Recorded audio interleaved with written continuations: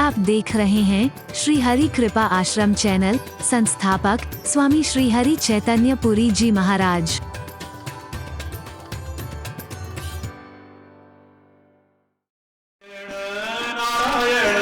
हरि हरि जय जय नारायण नारायण हरि हरि जय जय नारायण नारायण हरि हरि जय जय नारायण नारायण हरि हरि।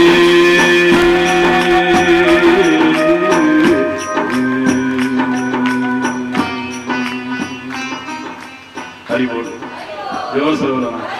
किसी महात्मा की शरण ले लो, लेकिन ढोंग पाखंड अंधविश्वास रूढ़िवादिताओं कुरीतियों के इस युग में जो इतना बढ़ावा और फल फूल रहे हैं, ये सब किसी ढोंगी ने, किसी पाखंडी ने, किसी अंधविश्वास को बढ़ावा देने वाले ने अगर तुम्हारी श्रद्धा को, तुम्हारी आस्था को, तुम्हारे विश्वास को आहत किया है तो घबराओ मत, घबराओ मत। एक और सबसे बड़ी मां बैठी है, उसे कहते हैं परमात्मा, उसमें भी मां शब्द है। उसी से प्रार्थना करो। हर एक के अंतर में आत्मा रूप से वही तो बैठा है। जब तुम सच्चे हृदय से प्रार्थना करोगे, वो तुम्हें खुद राह दिखाएगा। देखो तुम कैसे दिखाता है। इसलिए कहते हैं राधे तू हमें जय जय हरि बोल, जोर से बोलो और जोर से बोलो। बहुत कुछ बोलने को है। इस देश की संस्कृति जिस पर मुझे नाज है, जान जाओगे तो तुम्हें भी नाज होगा, गर्व महसूस करोगे, दीवाने हो जाओगे इस वतन के और इस वतन की संस्कृति के। दुनिया को दिल नहीं दोगे, फिर कहोगे है वतन दिल दिया है जान भी देंगे, है वतन तेरे लिए दिल दिया है जान भी देंगे, ऐ वतन तेरे लिए हर कर्म अपना करेंगे, ऐ वतन तेरे लिए दिल दिया है जान भी देंगे, ऐ वतन। भारतवासी होना जरा गर्म से बोलो, जरा आग लगे। मैं आसन नहीं करवा रहा आपसे, नेचुरल हो जाएगा, नेचुरल। जा भी देंगे ऐ वतन तेरे लिए दिल दिया है, जा भी देंगे ऐ वतन तेरे लिए। और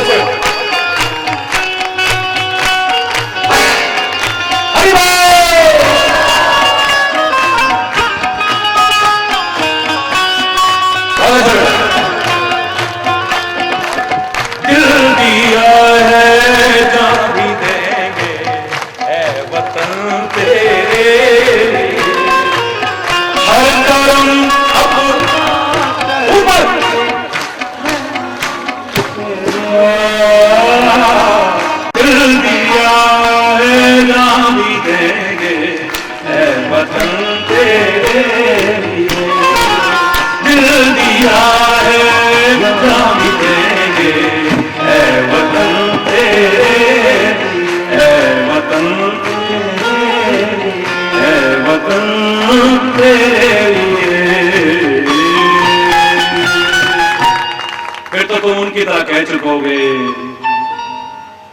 ऐ मेरे प्यारे वतन, ऐ मेरे जुड़े चमन, तुझ पे दिल कुर्बान, ऐ मेरे प्यारे वतन, ऐ मेरे चमन, तुझ पे दिल कुर्बान। तू ही मेरी आरज़ू, तू ही मेरी जुस्तजू, तू ही मेरी जान, ओ ऐ मेरे प्यारे वतन है मेरे, तुझ पे दिल, ओ तुझ पे दिल, तुझ पे दिल कुर्बान।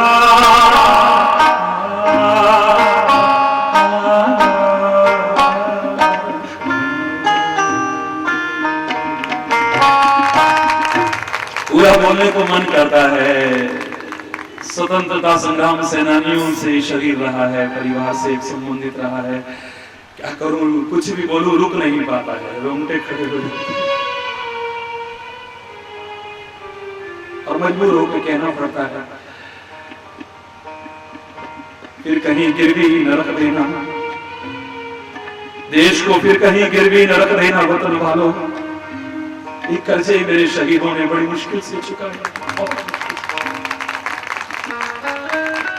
भावुक होकर के ऐसा ना हो कि मैं आगे बोल ही ना पाऊं, बस इतना कहूंगा है ये वतन, अरे वतन की संस्कृति जो समझा है वो इसका हो के रह गया है। फिर चाहे वो गुरु गोविंद सिंह जी महाराज हो, उनके जिगर के टुकड़े भी अगर जिंदा भी दीवार में चिल्ला दिया जाए, एक बार उफ करने को तैयार। चाहे वो गुरु तेग बहादुर हो, चाहे वो गुरु गोविंद सिंह जी महाराज हो, खुद कष्ट उठाए, शास्त्र को प्रमुखता दी है। इस हालात में रहकर के भी सब कुछ लुट चुका है, तभी याद उसी की आ रही है। मित्र प्यारे नू हाल मुरीदा ये शस्त्र मैंने कहीं को उठाया है। हमें लड़ना शब्द लगा है तो अपनी कुप्रवृत्तियों से लड़ना है, अपनी बुराइयों से लड़ना है, अंधविश्वासों से लड़ना है, बुराइयों से, अधर्म से लड़ना है, किसी से नहीं, किसी से नहीं। अगर जरूरत पड़े तो दीन के लिए लड़े रहे, धर्म के लड़े रहे, ईमान के लिए लड़े। संग्राम किया है उन्होंने, लेकिन संग्राम में भी संग राम को रखा है, राम को दूर नहीं किया है।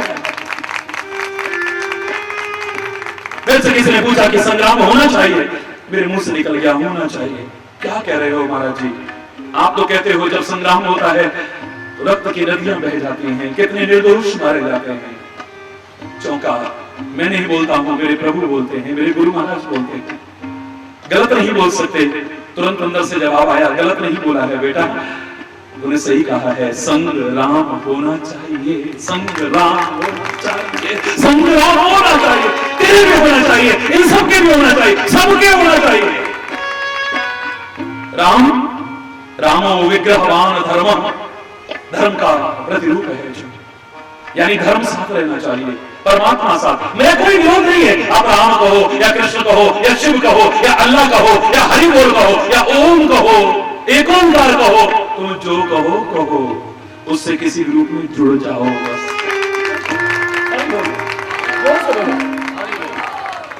विचार करो देश की संस्कृति। वो कहते हैं लड़ना भी पड़े तो वो कायर है जो अपने भी लड़ते हैं, निर्दोष होकर करवाते, वो शूरवीर नहीं हो सकते हैं। मेरे गुरु महाराज क्या कहते हैं? जो लड़े दीन के हेत सूरा सोई, सूरा सोई, जो लड़े दीन के हेत सूरा सोई, सूरा, जो लड़े दीन के हेत। पवित्र गुरुद्वारे में पहुंचते हैं, चंद क्षण के लिए मर्यादा गुरुद्वारे की रखते हुए गुरुद्वारे में पहुंच रहे हैं, इसलिए जिसके पास साधन है बैठो गुरुद्वारे में मेरे साथ 2 मिनट। गुरुद्वारे में जो लड़े दीन के हेत सूरा सोई, सूरा, बोलो लड़े दीन के। और फिर जब लड़े तो घबराए लगे, फुल जा कट मरे, फुल जा वो फुल जा कट मरे, तऊ न छाड़े खेत सूरा सोई, सूरा सोई, वो तऊ न छाड़े।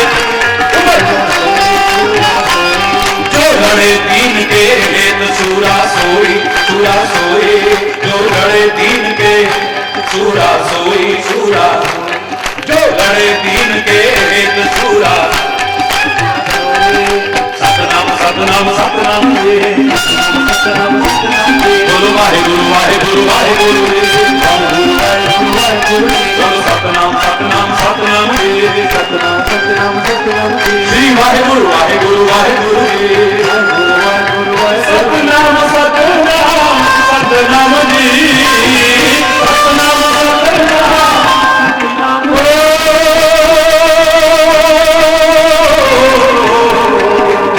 वाहेगुरु वाहेगुरु वाहेगुरु वाहेगुरु वाहेगुरु वाहेगुरु। जो मांगे ठाकुर अपने से सोई सोई दे, जो मांगे ठाकुर अपने से सोई दे, जो मांगे ठाकुर अपने सोई सोई दे, जो मांगे ठाकुर अपने सोई सोई दे। नानक दास मुख पे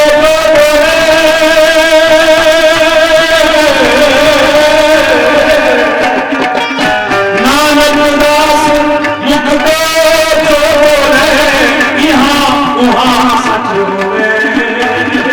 जो मांगे ठाकुर सोई सोई दे, जो मांगे ठाकुर अपने से सोई सोई दे।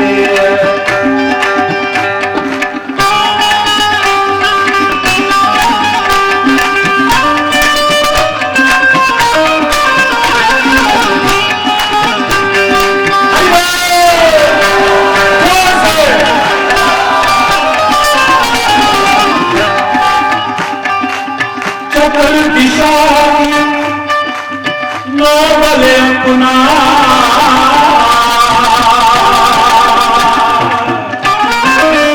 सिर ऊपर करता हो।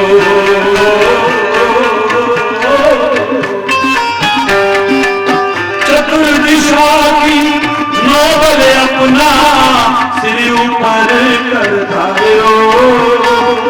कृपा कटाक्ष अवलोकन कीनो, दास का दुख विदारो। जो मांगे ठाकुर अपने, जो मांगे ठाकुर अपने से सोई सोई दे, जो मांगे ठाकुर अपने से एक्सरसाइज भी, जो मांगे ठाकुर अपने से सोई सोई दे, सोई सोई दे।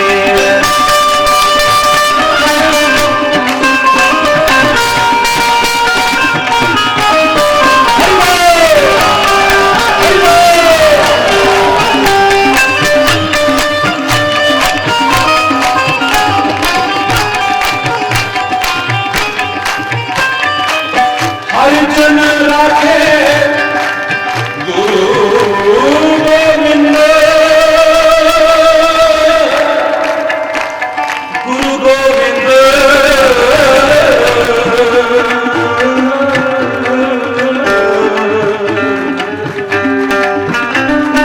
इतना ही। हर जन राखे गुरु गोविंद, राखे गुरु गोविंद, कंठ लाए अब गुण सब मिटे, ज्ञान गुरु बख्शत। जो मांगे ठाकुर अपने से, जो मांगे ठाकुर अपने से सोई सोई दे, जो मांगे ठाकुर अपने, जो मांगे ठाकुर सतनाम सतनाम सतनाम जी, सतनाम सतनाम जी, वाहेगुरु वाहेगुरु वाहेगुरु जी, वाहेगुरु वाहेगुरु सतनाम सतनाम सतनाम जी, वाहेगुरु वाहेगुरु वाहेगुरु वाहेगुरु वाहेगुरु।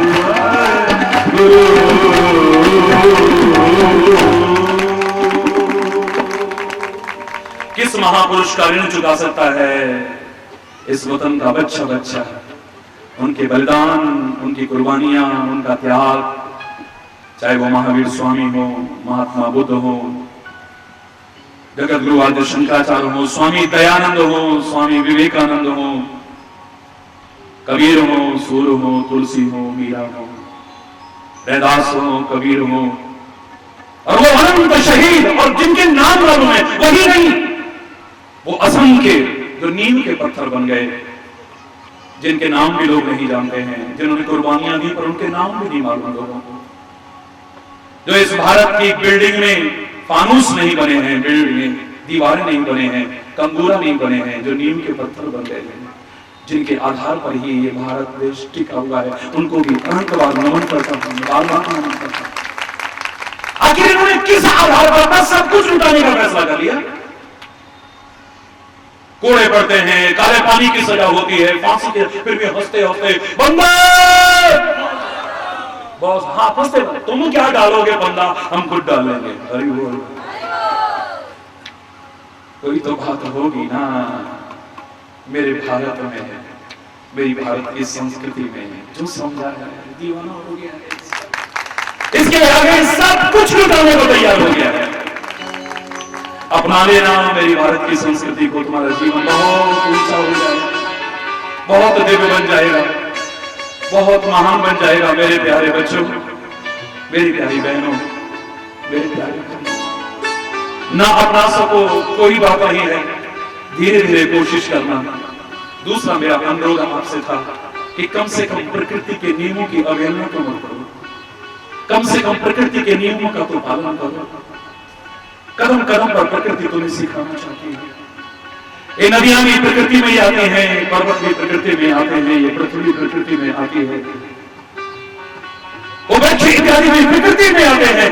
ये सब तुमको संदेश दे रहे हैं जो मैंने अभी आपको बताया। प्रकृति भी सिखा रही है, कदम कदम पर सिखा रही है। अरे बाहर की बात छोड़ो, ये प्रकृति तुम्हारे अंदर भी तुम्हें बहुत कुछ सिखा रही है।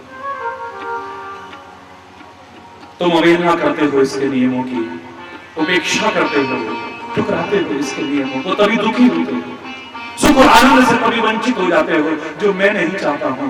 मेरी तो कामना वही है, सुखी बसे संसार सब, दुखिया रहे न को। यह अभिलाषा है प्रभु मेरी पूर्ण हो, विद्या बुद्धि धन धान्य से वंचित रहे न को। यह अभिलाषा हे प्रभु मेरी पूर्ण हो, सुखी बसे संसार सब, दुखिया रहे न कोई। यह अभिलाषा है प्रभु मेरी। सर्वे भवन्तु सुखिनः, सर्वे सन्तु निरामया, सर्वे भद्राणि पश्यन्तु मा कश्चित् दुःख भाग् भवेत्। नानक नाम जब भी कहा तेरे पाने सर्वत्र। मैं तो ये चाहता हूं, लेकिन सुखी नहीं हो पाएंगे लोग। रात दिन गुरुद्वारे से भी आवाज आ रही है, रात दिन मस्जिद से भी सबके भले की दुआएं की जाती है, मंदिर से भी वही आवाज आ रही है, गिरजा से भी वही आवाज आ रही है, फिर भी सब सुखी नहीं है। ये शुभकामनाएं हैं, इनको पूरा करना ना करना तुम्हारे जीवन पर निर्भर करता है। मैं लाख कहूं तुम स्वस्थ रहो, लेकिन अगर तुम शराबें पीते रहे, बीड़ी सिगरेट पीते रहे, भांग तंबाकू सुल्फा गांजा इस्तेमाल करते रहे, नशीले पदार्थों का सेवन करते रहे, गंदा खान पान रखते रहे, तुम कैसे स्वस्थ रहोगे? मैं लाख कहूं तुम सारे स्वस्थ रहो, सर्वे सन्तु निरामया, लाख कहता हूं, लेकिन जब तक तुम अपने आप को नहीं संभालोगे, तुम्हारा उठने का समय नहीं है, तुम्हारा सोने का समय नहीं है, तुम्हारा खाने का समय नहीं है, तुम्हारी दिनचर्या नियमित नहीं है, खान पान शुद्ध नहीं है, सात्विक नहीं है, संयमित नहीं है, संतुलित नहीं है, कैसे स्वस्थ रहोगे मेरे प्यारे बच्चे? नहीं रहोगे। युगों युगों से मेरे संत महापुरुष प्रार्थना करते आए, लेकिन फिर भी सब लोग सुखी नहीं हो पाए। अरे जोर से, युगों युगों से करते आए, आज मैं भी कर रहा हूं और महापुरुष भी कर रहे हैं, आगे भी करते रहेंगे, लेकिन फिर भी सब स्वस्थ नहीं है। बोलो ना, जोर से बोलो ना। प्रकृति के नियमों की अवहेलना इसका एक प्रमुख कारण है। प्रकृति से जितना अपने आप को दूरी बढ़ाते जा रहे हो, उतना ही तुम्हारा शरीर रोगों से घिरता चला जा रहा है। गांवों में देखा है मैंने, रेगिस्तान तक में देखा है, लू चल रही है, तपती हुई रेत है, नंगे पैर बच्चे भाग रहे होते हैं। मैंने नहीं देखा उनको बीमार पड़ते हुए। इतना हाइजीनिक सेंस रखने वालों, मैं नहीं कहता कि हाइजीनिक सेंस मत रखो, रखना चाहिए, लेकिन गांव में वो गंदे पोखरे में भी बच्चों को नहाते देखा है, भैंस के ऊपर बैठ करके नहाते देखा है, फिर भी हट्टे कट्टे बन रहे हैं, क्योंकि प्रकृति के बीच हैं, खुल करके रहते हैं, मिट्टी से दूर नहीं होते हैं, हवा से दूर नहीं होते हैं, पानी से दूर नहीं होते हैं, पांचों तत्वों का ये शरीर पांचों तत्वों से दूर करने की कोशिश नहीं करते हैं। जितना प्रकृति से दूर रहोगे और बच्चों को रखोगे ना, आगे मैं नहीं कहना चाहता, क्योंकि मैं चाहता ही नहीं हूं कोई अस्वस्थ हो, मैं तो स्वस्थ ही स्वस्थ देखना चाहता हूं, शरीर से भी स्वस्थ, मन से भी स्वस्थ और स्व स्थित, अपने में स्थित स्वस्थ। असली परिभाषा जो है स्वास्थ्य की। अभी बोलिए, जन्म देने वाली मां से ज्यादा रक्षा करती है ये प्रकृति हमारी। मां तो कई बार लाड़ प्यार में हमारे शरीर का नुकसान भी कर देती है, कई बार कर देती है, मैं क्षमा चाहते हुए कहूंगा। उसका उद्देश्य नहीं है, उसका ऐसा इंटेंशन नहीं है कि बच्चे को नुकसान पहुंचे, लेकिन लापरवाही में या नासमझी में या लाड़ प्यार में कर देती है नुकसान। सर्दियां आती हैं, गर्म तासीर की चीजें देना शुरू कर देती है, इसे बादाम दो, इसे काजू दो, इसे फलाना दो, इसे ठिकाना दो, इसे ये खिलाओ, इसे ये खिलाओ। वो नहीं जानती है कि प्रकृति ने अंदर का बैलेंस बिल्कुल, तापमान टेम्परेचर अंदर का बिल्कुल बैलेंस कर रखा है। तासीर की तो बात छोड़ो, वैसी गर्म चीज मुंह में डालो तब तक अंदर जाती नहीं है, जब तक बॉडी टेम्परेचर में आ जाती है तब अंदर जाती है। प्रकृति की कितनी सुंदर व्यवस्था है देखो, लेकिन मां नहीं जानती है इस बात को अधिकांशतः। सर्दियां आती है, गर्म तासीर की चीजें दे देती है, गर्मियां आती है तो ठंडी तासीर की चीजें दे देती है, इसे खस दो, इसे फलाना दो, इसे ठिकाना दो, तो ठंडी ठंडी तासीर की जो चीजें होती है। मैं दावे से कह रहा हूं, ये लाड़ प्यार में शरीर का बैलेंस गड़बड़ करने की कोशिश है। इस मां ने कई बार, जिसका ऋण हम चुका नहीं सकते हैं, जिसकी हमेशा सेवा करनी है, सत्कार करना है, सम्मान करना है, आज्ञा पालन करना है, यह प्रेरणा देने वाला हरिचंद्र ने कहेगा कि लेकिन यहां गड़बड़ कर रही है, तो प्रकृति मां इस मां से भी ज्यादा रक्षा करने वाली क्या बैलेंस करने की कोशिश करती है। देखो, तुमने गर्मियों में ठंडी तासीर की चीज देके अंदर का बैलेंस गड़बड़ किया था ना टेम्परेचर का, इसने आम पैदा कर दिया, इतना गर्म फोड़े फुंसी पैदा कर दे, और इतना स्वाद कि राम और आम किसको अच्छा ना लगे। जोर से बोलो ना, जोर से बोलो ना, हर एक को अच्छा नहीं लगे, कम से कम इसी बहाने आम खाएगा। गर्मियों में प्रकृति मूर्ख नहीं है, गर्म तासीर की चीज गर्मी में पैदा कर रही है, क्योंकि मां ने अंदर का बैलेंस गड़बड़ किया है। किसी बहाने, स्वाद के बहाने, किसी भी रूप में इसके अंदर एक गर्म चीज आएगी तो जो बैलेंस गड़बड़ हुआ है वो। सोचो कभी, एक पूरी पुस्तक लिखी है मैंने इसके ऊपर, प्रकृति के साथ हम कैसे खिलवाड़ कर रहे हैं, प्रकृति के नियमों की कैसे अवहेलना कर रहे हैं, और फिर भी प्रकृति हमारी कैसे रक्षा करती है। मां ने सर्दियों में गर्म तासीर की चीज हमें खिला के हमारे अंदर का बैलेंस गड़बड़ किया है, लेकिन प्रकृति माता कहती है कि नहीं, इसे फिर दोबारा से ठीक करना है। सर्दियों में संतरा पैदा किया, बुजुर्ग लोग बैठे हैं यहाँ बच्चों के साथ साथ, वो बुजुर्ग जानते होंगे संतरा किस तासीर का है, बोलो ना। गाजर ठंडी तासीर, मूली, जोर से बोलो ना। क्यों? प्रकृति ने क्यों किया सर्दियों में ठंडी तासीर की चीज? क्यों? एक बार सोचोगे तो प्रकृति मां के दीवाने हो जाओगे। फिर जो प्रकृति के साथ खिलवाड़ कर रहे हो, प्रकृति के साथ छेड़छाड़ कर रहे हो, प्रकृति को विकृत करने की कोशिश कर रहे हो, प्राकृतिक नियमों की अवहेलना कर रहे हो, नहीं करोगे ताकि से करा प्रकृति के संतुलन में फिर अपना विशेष योगदान दोगे तो फिर प्रकृति के नियमों का पालन करके स्वस्थ रहोगे, सुखी रहोगे, समृद्ध रहोगे, खुशहाल रहोगे। वो प्रकृति मां जो हमारी जन्म देने वाली मां से भी ज्यादा हमारी रक्षक है, जब इससे छेड़छाड़ करते हैं ना तो फिर ये भक्षक भी बन जाती है। फिर प्राकृतिक आपदाएं आती हैं, बाढ़ आती है, सूखा पड़ता है, भूकंप आता है, सुनामी के रूप में कहर बरसता है, मैं तो फिर कहूंगा कि कल जो गुजरा वो फिर से ना गुजरे, आने वाला वो कल ऐसा हो ना हम चलें नेक रास्ते पे, हमसे भूल कर भी कोई भूल न करे। हम कोई ऐसी भूल न करें, भूल करके भी प्रकृति के साथ खिलवाड़ ना करें जो ये रक्षक हमारी भक्षक बन जाए। मां क्या है इसे, अगर मां समझ लोगे इसे, फिर इसको श्रृंगार विहीन करने की कोशिश नहीं करोगे। ये वन, ये वन्य जीव, ये वृक्ष, ये पौधे इसके श्रृंगार हैं। हरि बोल। नौ दुर्गा जो आप बोलते हो, प्रथमम शैलपुत्रीम, चतुर्थीम ब्रह्मचारिणी, तृतीयम चंद्रघंडेति, कुष्मांडेति, चतुर्थम पंचमम स्कंदमातेति, षष्ठम कात्यायनीति, सप्तमम कालरात्रीति, महागौरीति, चाष्टमम नवम सिद्धिदात्री च, नव दुर्गा प्रकीर्तिता। ये नौ दुर्गा जो बोलते हो, इसमें सबसे पहली मालूम है कौन है? प्रथमम शैलपुत्रीम च, शैलपुत्री, और वो प्रकृति स्वरूप है। तो उसका स्वरूप क्या है? प्रकृति है।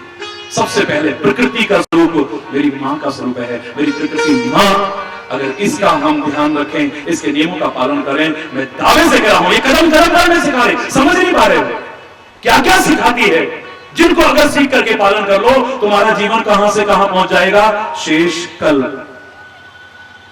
आज यहीं पर अगर कोई गलत शब्द निकला हो, अगर कोई गलत शब्द निकला हो, उसके लिए क्षमा चाहता हुआ अपनी वाणी को विराम दूंगा।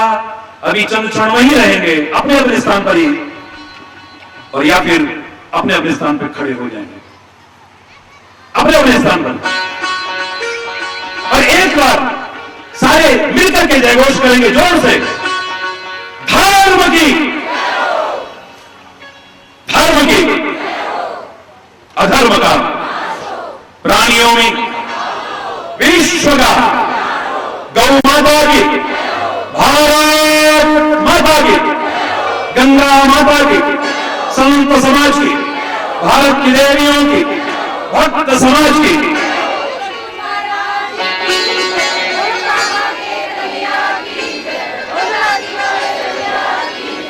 बोलो वृंदावन बिहारी जय जय श्री राधे, जय जय श्री राधे, जय जय श्री।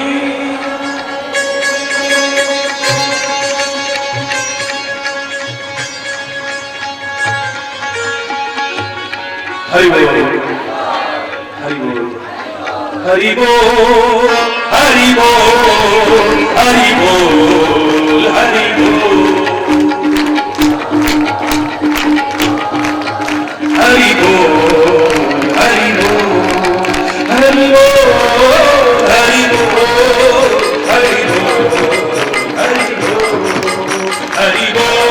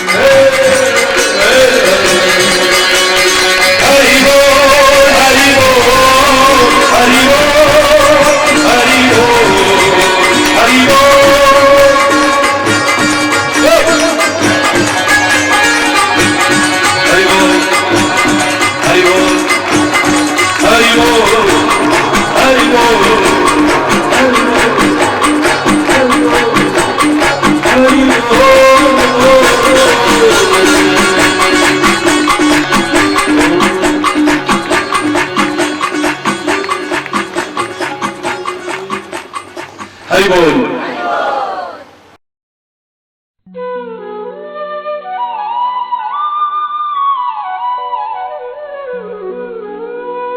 हमारे हैं श्री गुरुदेव, हमें किस बात की चिंता।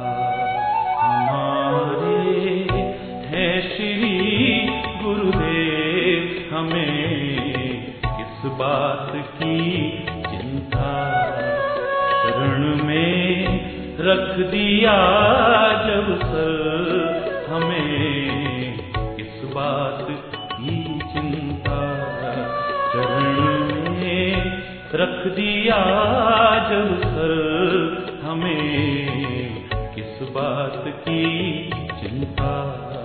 हमारे हैं श्री गुरुदेव, हमें किस बात की चिंता।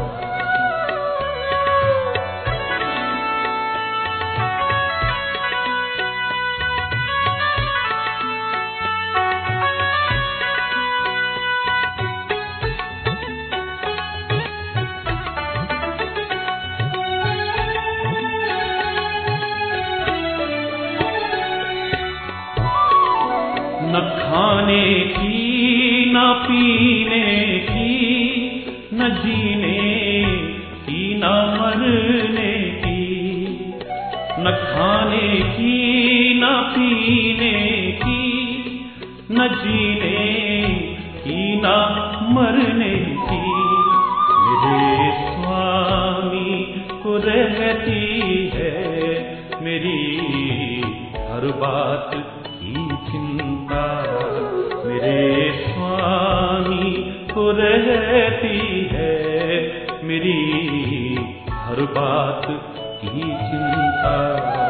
हमारे हैं श्री गुरुदेव, हमें किस बात की चिंता।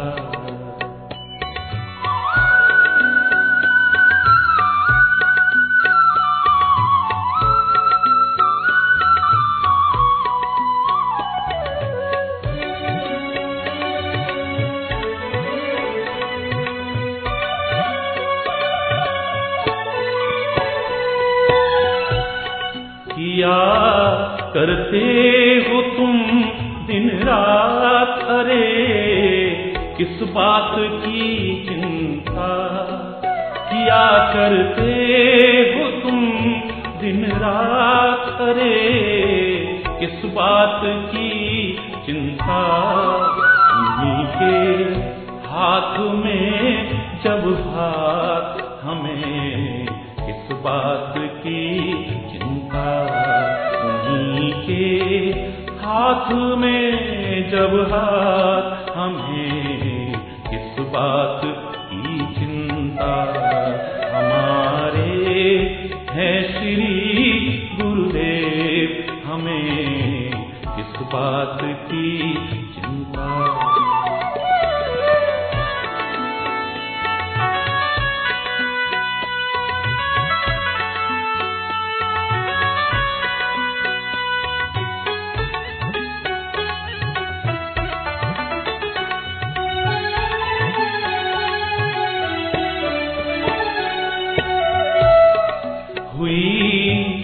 गुरुदेव की कृपा, बनाया दास चरणों का।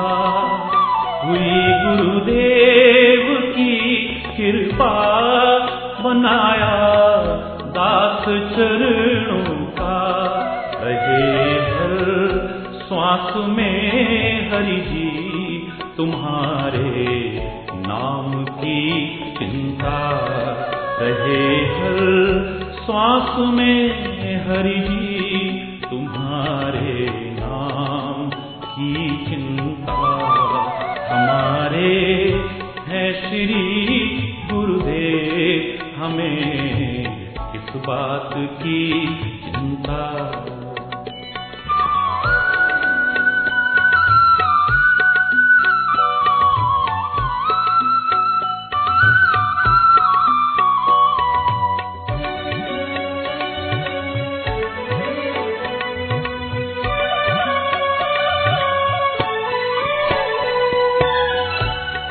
मिली खुशियाँ हमें तुमसे हरि में, और क्या मांगूं।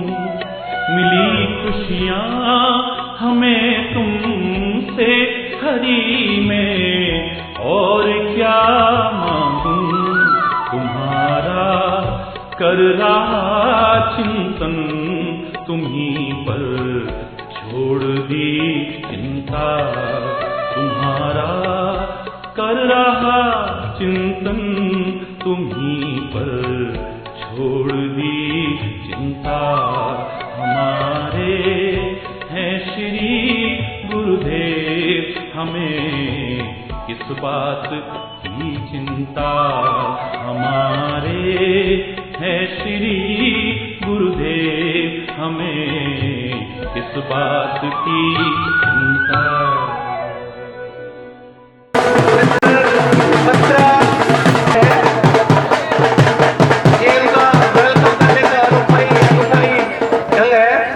हमेशा ऐसे यादगार आते हैं।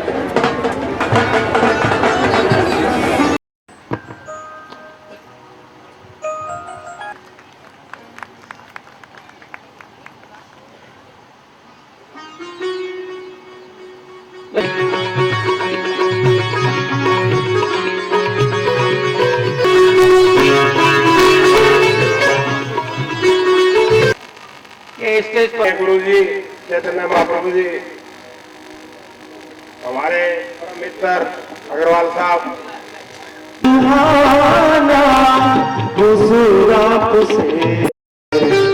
मेरा मुस्कुराना हुजूर से है, मेरा मुस्कुराना हुजूर से है।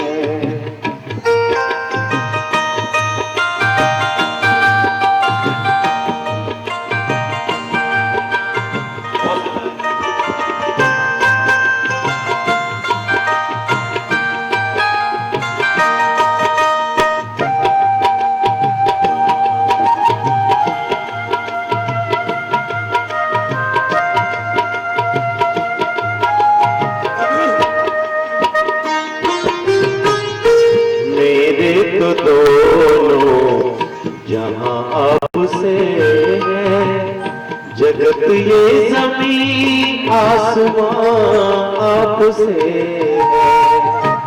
मेरे तो दोनों जहां आपसे है, जगत ये ज़मीं आसमां आपसे है। मेरा घर ठिकाना हुजूर आपसे है, मेरा घर ठिकाना हुजूर आपसे है। ये जीवन सुहाना हुजूर आपसे है, मेरा मुस्कुराना हुजूर आपसे है।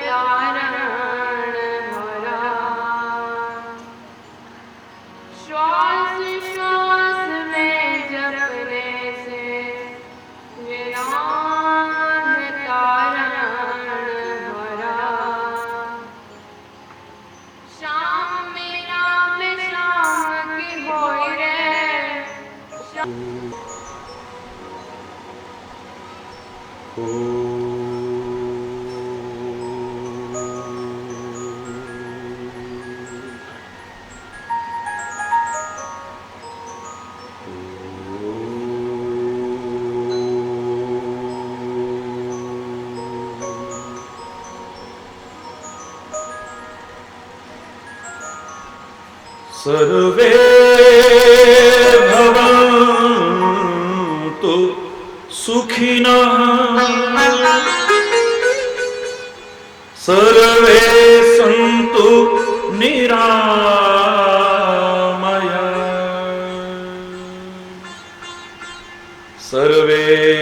भद्राणि पश्यन्तु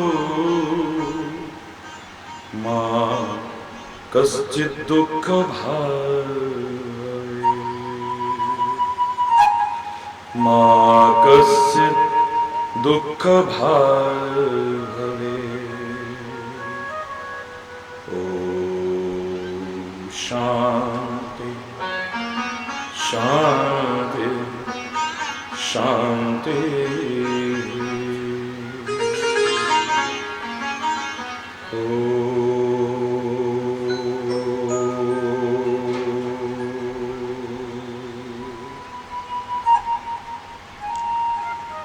पूर्णमदः पूर्णमिदं पूर्णात् पूर्णमुदच्यते पूर्णस्य पूर्णमादाय पूर्णमेवावशिष्यते। ॐ शान्ति शान्ति शान्ति।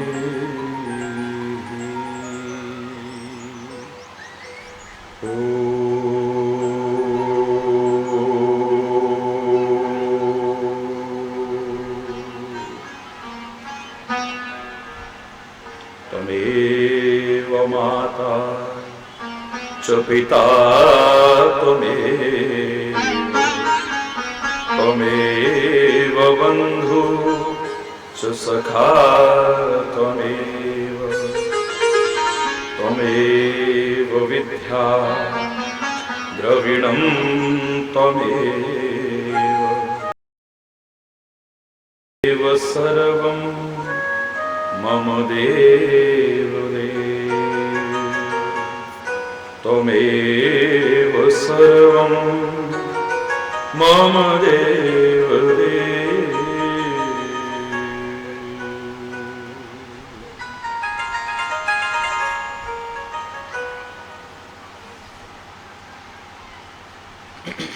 हरि बोल। एक भजन।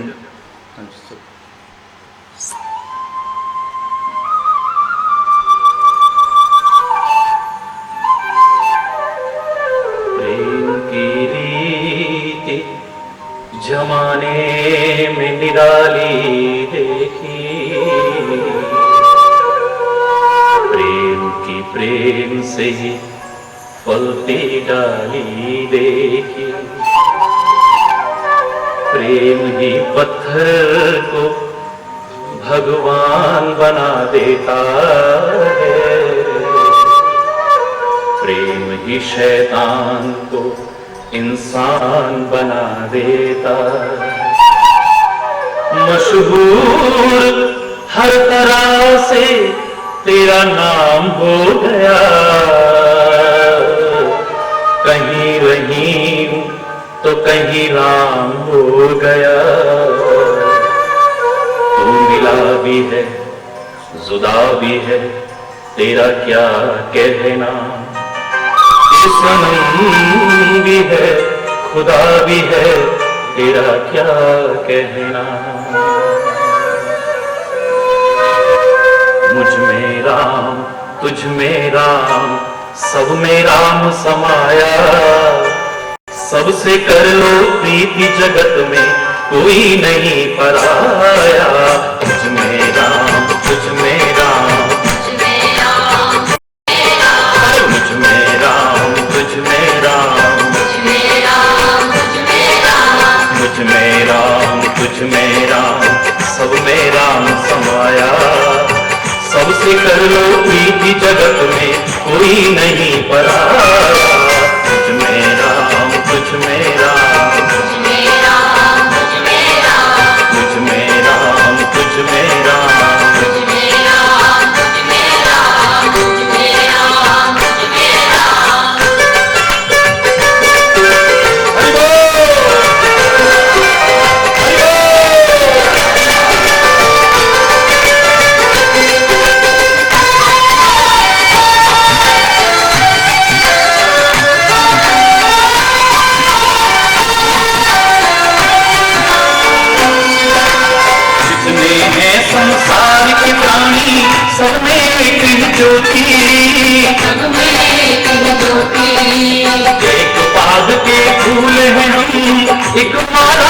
मोती, एक माला के मोती, जितने हैं संसार की प्राणी सब में एक ही ज्योति, सब में एक ही ज्योति, एक बाग के फूल हैं हम, एक माला के मोती, एक माला के मोती, एक ही कारीगर ने सबको एक माटी से बनाया। तुझ में राम, तुझ में राम, तुझ में राम, तुझ में राम, तुझ में राम, तुझ में राम, तुझ में राम, तुझ में राम, तुझ में राम।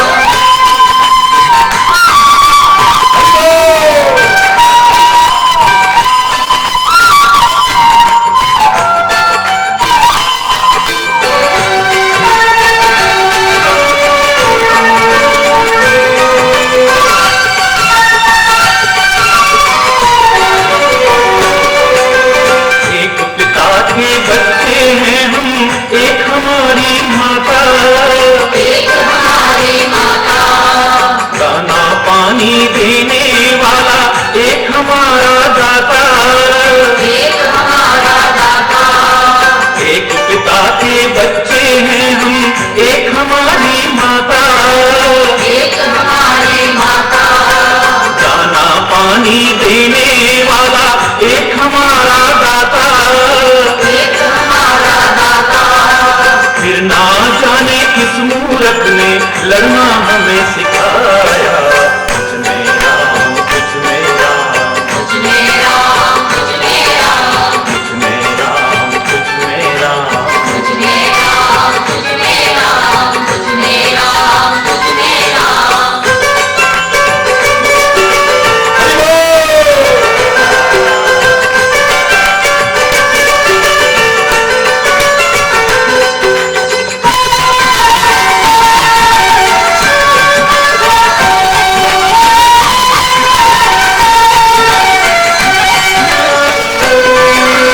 ऊंच नीच व भेदभाव की दीवारों को तोड़ो, दीवारों को तोड़ो, बदला जमाना तुम भी बदलो, बुरी आदतें छोड़ो, बुरी आदतें छोड़ो, ऊंच नीच व भेदभाव की दीवारों को तोड़ो, दीवारों को तोड़ो, बदला जमाना तुम भी बदलो, बुरी आदतें छोड़ो, बुरी आदतें छोड़ो, जागो और जगाओ सबको, समय ऐसा आया।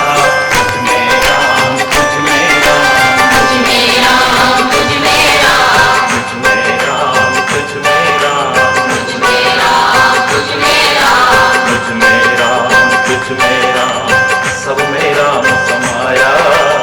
सबसे कर लो प्रीति जगत में कोई नहीं पराया। तुझ में राम, तुझ में राम, तुझ में राम, तुझ में राम, तुझ में राम, तुझ में राम।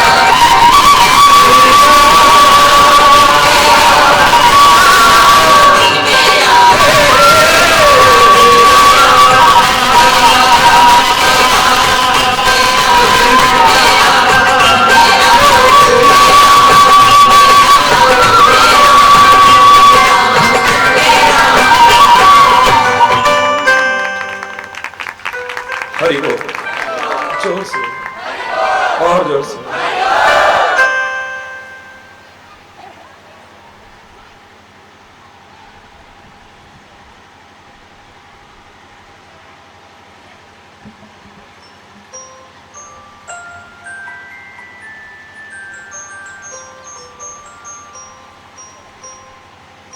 तीन तरह के लोग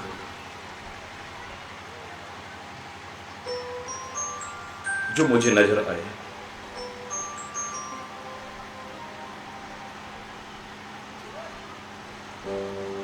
जिसकी चर्चा ईश्वर की कृपा से है। पिछले 3 दिन से अब सुन रहे हैं।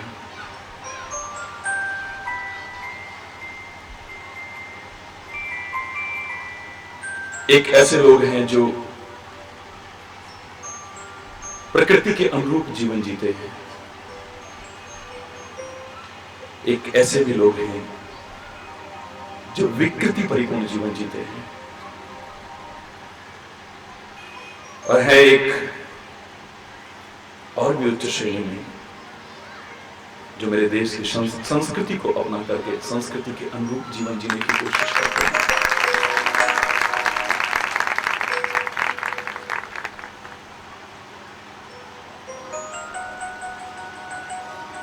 हमने खोजना है कि हम कैसा जीवन जी रहे हैं।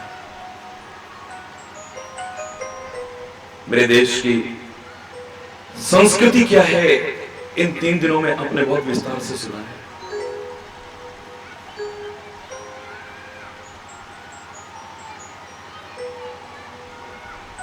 जिसने भी संस्कृति को अपने जीवन में अपनाया है,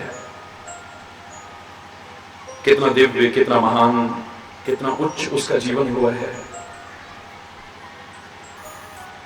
ये तो अपनाने के बाद ही वो जानता है।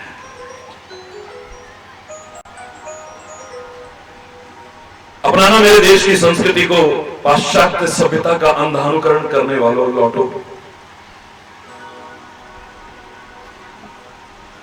अगर अभी नहीं अपना पा रहे हो तो अपनाना जरूर, लेकिन तब तक कम से कम प्रकृति के नियमों का तो पालन करो। पशु पक्षी प्रकृति के नियमों के अनुरूप जीने की कोशिश करते हैं और जीते हैं, लेकिन विधाता की सर्वोत्कृष्ट कृति है मानव, तू अगर प्रकृति के अनुरूप जीवन नहीं जीता है तो इससे बड़ी शर्म की बात और क्या हो सकती है।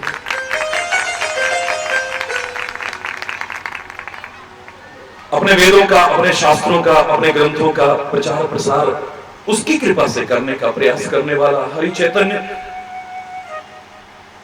किसी शास्त्र वाक्य को तो गलत नहीं कह सकता है, लेकिन तुम अर्थ जो गलत लगाते हो उस पर तो प्रश्न चिन्ह लगा सकता है। जो अधूरे अर्थ लगाते हो उसके बारे में तो जागरूक कर सकता है। आहार निद्रा भय मैथुन, आहार निद्रा भय मैथुन, ये मानव और पशु में समान है। यही पढ़ते आए हो ना, यही पढ़ाते आए हो ना, यही सुनते आए हो, यही सुनाते आए हो, और सीधा सीधा अधूरा अर्थ ही करते रहे हो और कराते रहे हो। कई बार तो लगता है कि कहीं जानवर से बदतर जीवन तो नहीं जी रहे हैं। जानवर प्रकृति के नियमों का पालन करते हैं, लेकिन हम मानव कहलाने वाले आहार, शेर खीर पूरी पकवान में मुंह मारेगा कभी? बोलो, मारेगा? कोई मिठाइयां आ जाएं, मेवा आ जाए, उसमें मुंह मारेगा कभी? गाय भैंस बकरी कभी मांस में मुंह मारेंगे कभी? क्यों क्यों नहीं मारते हैं? इन जानवरों को कैसे मालूम हो गया है कि प्रकृति ने उनके लिए क्या भोजन बनाया है, किसके लिए क्या भोजन बना है, प्रकृति ने कौन सा भोजन किसके लिए नियत किया है? अगर कहीं से न समझ पाओ तो इन जानवरों से ही समझ जाओ। ओ देव दुर्लभ मानव शरीर पाकर के फूले न समाने वालों, ये जानवर बता रहे हैं कि जो लप लपा के पानी पीते हैं वो मांसाहारी होते हैं, जो घूंट घूंट करके पानी पीते हैं वो शाकाहारी होते हैं। कुछ ऐसे हैं जो शाकाहारी भी हैं और मांसाहारी भी हैं, लेकिन जब कैटेगरी आएगी तो लप लपा के पानी पीने वाली उसी में आएंगे, क्योंकि मांस भी खाते हैं। शेर लपलपा के पानी पीता है, गीदड़ लपलपा के पानी पीता है, कुत्ता लपलपा के पानी पीता है, बकरी बैल हरि बोल बिल्ली लपलपा के पानी पीती है। ये शेर, ये गीदड़, ये कुत्ता, ये बिल्ली इत्यादि जो मांसाहारी हैं, ये मांस भी ग्रहण करते हैं, लपलपा के पानी पीते हैं। लेकिन भैंस को देखो, गाय को देखो, बकरी को देखो, गट गट गट गट करके पानी पीते हैं, घूंट घूंट करके पानी पीते हैं। ये घूट घूट के पानी पीते हैं तो मांस में मुंह नहीं मारते हैं। ऐ मानो मैं तेरे से पूछता हूं तो लपलपा के पीता है या घूट घूट के पीता है? अगर घूट घूट के पीता है तो मांसाहार क्यों ग्रहण करता है? क्यों ग्रहण करता है? प्रकृति के नियमों की अवहेलना नहीं कर रहे हैं क्या? प्रकृति के नियमों का पालन कर रहे हैं? हमसे तो वो जानवर बेहतर है, हम तो उससे भी कई बार बुरा न माने। अधिकांश जीवन जब देखते हैं ना, जिनके कर्म पाशविक हैं, जिनके आचरण पशुओं की तरह है, जिनकी प्रवृत्तियां पशुओं की तरह है, मैं उन्हें पशु नहीं, हमने तो सुना था मनुष्य रूपेण विचरन्ति, ऐसे लोग पशु तुल्य विचरण कर रहे हैं, लेकिन मैं उन्हें पशु तुल्य भी नहीं कहता हूं, पशु से भी बदतर कहने की कोशिश करता हूं। आहार निद्रा नींद वो भी लेते हैं, नींद हम भी लेते हैं, लेकिन हमारी नींद कैसी है खुद सोच लो। किसी को सीखने को जब कहा जाता है कि नींद कहां से सीखना, तो किसी शास्त्र से सीखने को नहीं कहा है, किसी देवता से सीखने को नहीं कहा है, किसी मानव से सीखने को नहीं कहा है। स्वान निद्रा तथैव च।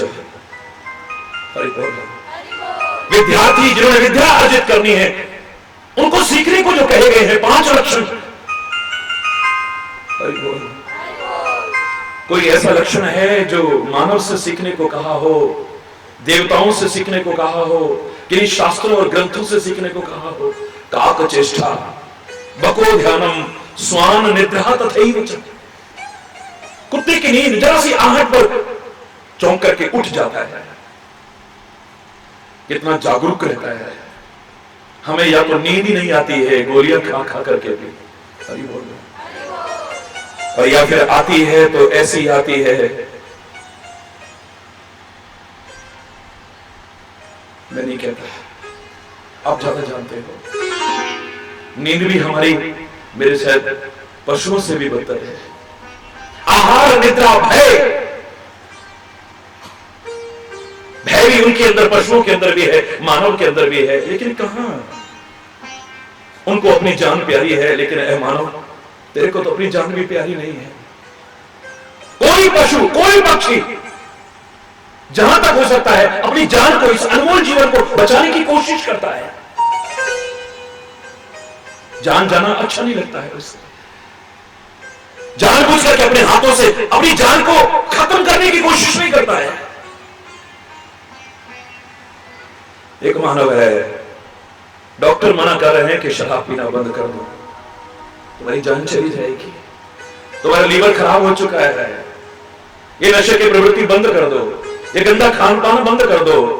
लोगों ने समझाया, पुलिस ने समझाया, यातायात पुलिस ने समझाया, कितनी जगह पर बोर्ड लगाए, इतना तेज मत चलाया करो वाहनों को, ज्यादा टेको पर मत किया करो, ये गलत तरीके से मत चलाया करो, लेकिन लड़ाई झगड़ा मत किया करो, अपनी भी जान जा सकती है, दूसरे की भी जान जा सकती है। ये कला कलेश मत किया करो, ये अशांति मत किया करो, ये युद्ध की स्थिति पैदा मत किया करो। जानवर ऐसा नहीं करते, लेकिन हम लोग जानबूझ करके अपनी भी और दूसरों की जान के दुश्मन बनने की कोशिश करते हैं, अपने पैरों पर खुद भारी मारने की कोशिश करते हैं। आहार निद्रा भय मैथुन च, वो भी संतति उत्पन्न करते हैं, हम भी संतति उत्पन्न करते हैं।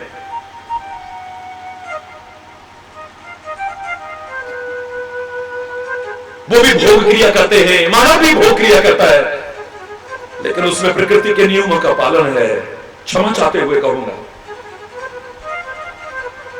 हर जानवर को देख लीजिए, एक्सेप्शंस आर ऑलवेज देयर। कुछ अपवाद हैं, उनको छोड़ करके सामान्यता एक ऋतु आती है, उसी में उनके अंदर भोग की प्रवृत्ति आप देखेंगे, और वो भी मात्र उद्देश्य संतति उत्पन्न करना है, भोग करना नहीं है। जहां उन्हें ये विश्वास हो जाता है कि संतति उत्पन्न करने लायक है, उसके बाद कभी भोग विलास करते नहीं देखा होगा। गाय को देख लो, भैंस को देख लो, बकरी को देख लो, शेर को देख लो, किसी जानवर को देख लो, एक कामी, मोही, वानर इत्यादि के हैं, उनको एक किनारे पर छोड़ दीजिए, अपवाद स्वरूप बाकी हर जानवर में भोग संयमित है। उद्देश्य खाली इतना है कि संतान उत्पन्न करना है, लेकिन इसको तो कोई पता ही नहीं है।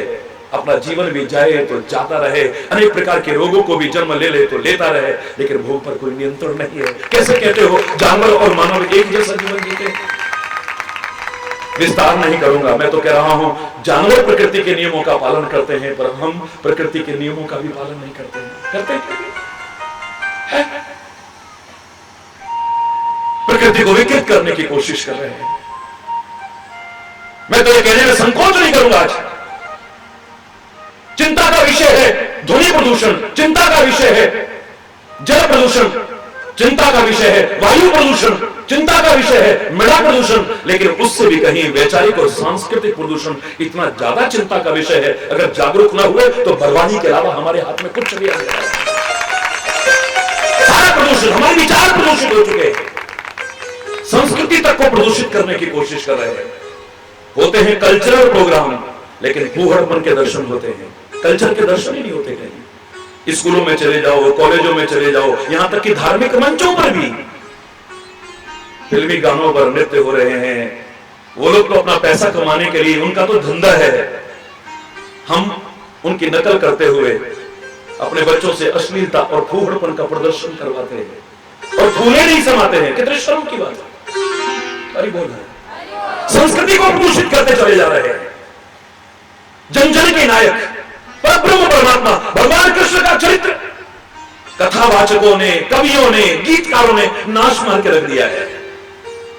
एक नायक और नायिका के रूप में प्रस्तुत कर रहे हैं खाली, जिसका कर्म, भक्ति और ज्ञान का सुंदर समन्वय हमारे जीवन को दिव्य बना सकता है, महान बना सकता है, बहुत ऊंचा उठा सकता है। हम उसके चरित्र को समझने की कोशिश नहीं कर रहे हैं, खिलवाड़ कर रहे हैं हम अपनी संस्कृति से, अपने अवतारों के चरित्र से। वही पनगट पे नंद लाल छेड़ गयो, जैसे यही काम रह गया है। कंकड़ियां मार गया, ये कर गया, नाश मार करके रख दिया है। खिलवाड़ कर रहे हैं। पुनर्विश्लेषण की आवश्यकता है, ठीक से समझने की और ठीक से समझाने की आवश्यकता है। खाली रसीली चुटकीली कथाएं सुना सुना करके लोगों को रिझा रिझा करके बोल रहे हैं। शर्म के साथ कहना पड़ता है कई बार, शर्म के साथ। ये वैचारिक और सांस्कृतिक प्रदूषण तो और भी कहीं ज्यादा घातक है। और जहां तक प्रकृति की बात चल रही है, प्रकृति के नियमों का कहां पालन कर रहे हैं हम? प्रकृति को छेड़छाड़ कर रहे हैं, विकृत करने की कोशिश कर रहे हैं। इसे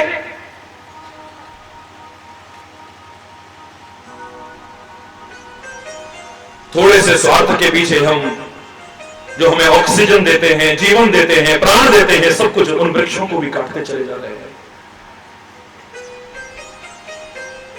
कितनी खिलवाड़ कर रहे हैं। और मैंने कल आपसे गलत नहीं कहा था, कभी विचार करके देख लेना, जन्म देने वाली मां से भी ज्यादा रक्षा करती है ये प्रकृति मां हमारी। लेकिन जब हम इससे खिलवाड़ करते हैं, इसके नियमों का पालन नहीं करते, तो ये हमारी भक्षक भी बन जाती है। इसमें कोई भक्षक बन जाती है, हमारी जान लेने वाली बन जाती है।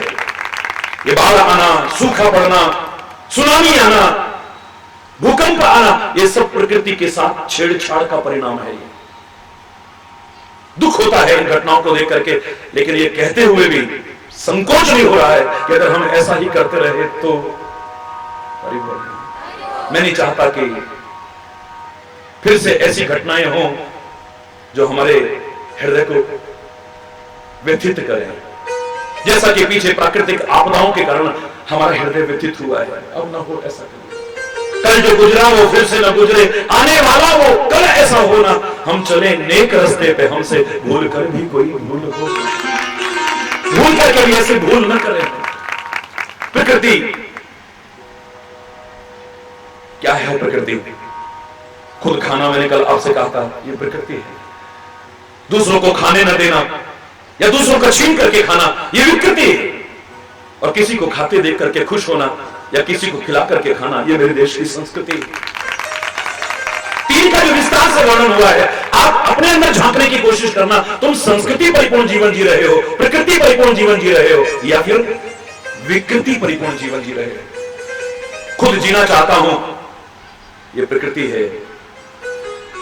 दूसरों की जान का दुश्मन बना हूं, खान पान की चीजों में मिलावट कर रहा हूं, नकली दवाइयां बेच रहा हूं, नशीले पदार्थों का सेवन करा के लोगों के घरों के चिराग बुझा रहा हूं, लोगों की लाशों पर पैर रख करके मैं आगे बढ़ने की कोशिश कर रहा हूं। ये विकृति परिपूर्ण जीवन है जो हमें मानव भी नहीं रहने देती है। अपनी जान का कुर्बान करके किसी की जान की रक्षा करना, ये मेरे देश की संस्कृति रही है। आज हम उन महापुरुषों को याद क्यों करते हैं, उन शहीदों को याद क्यों करते हैं, उन अवतारों को याद क्यों करते हैं? कितने कष्ट उठाए हैं उन्होंने दूसरों को सुख पहुंचाने के लिए, अपनी जान तक कुर्बान कर दी है दूसरों को सुख पहुंचाने के लिए, दूसरों की जान की रक्षा करने के लिए। ये मेरे देश की संस्कृति है। हम अगर गिरे हैं, उठना चाहिए, उठना चाहिए। ये प्रकृति है। गिरा हुआ व्यक्ति उठना चाहता है, उठ पा रहा है, नहीं उठ पा रहा है, एक अलग विषय है।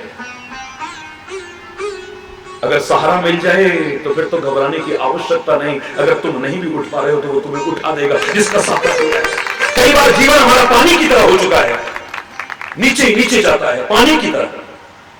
सामर्थ्य नहीं है अब हम अपने आप ऊपर उठ सके। हमें रस्सी बाल्टी की आवश्यकता पड़ती है ऊपर उठाने के लिए। अरे बोल रहा, जोर से बोल रहा।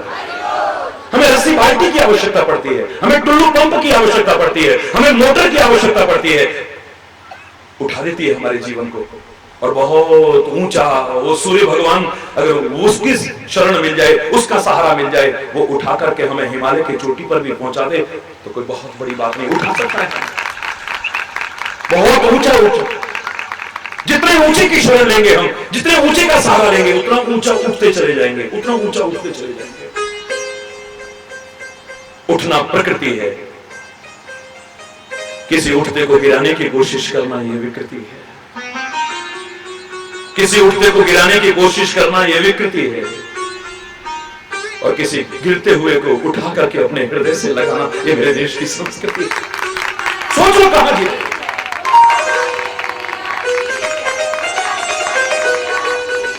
प्रकृति का एक ये स्वरूप है, ये वृक्ष, ये वन, ये वन्य जीव, ये प्रकृति का एक स्वरूप है हमारे सामने। और दूसरा, प्रकृति का अर्थ होता है स्वभाव।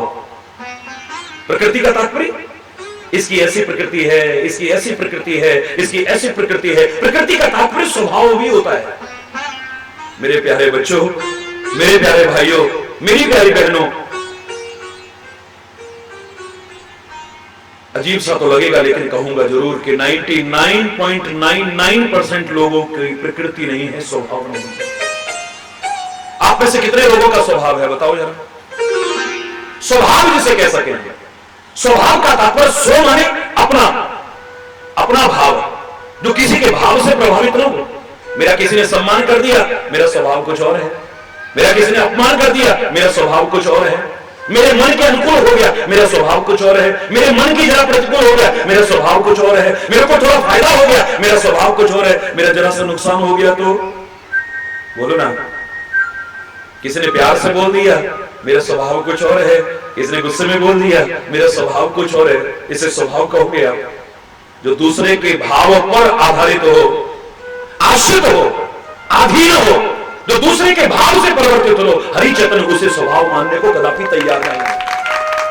चाहे प्रकृति माने स्वभाव हो, आप प्रकृति में भी नहीं जी रहे हो, अपने स्वभाव में नहीं जी रहे हो, तुम्हारा कोई स्वभाव ही नहीं है।